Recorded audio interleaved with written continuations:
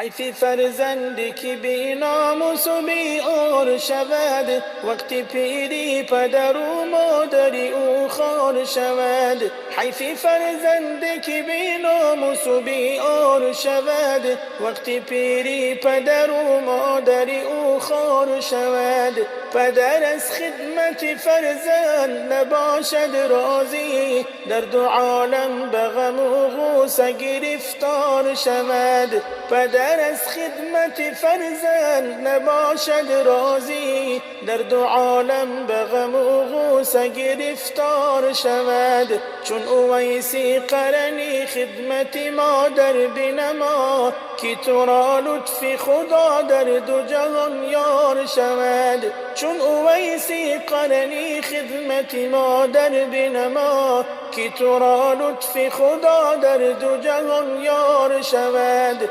نیست مقبول خدا طاعت هر عاق پدر، جای او روز جزا دوزخ پرنار شود. نیست مقبول خدا طاعت هر عاق پدر، جای او روز جزا دوزخ پرنار شود.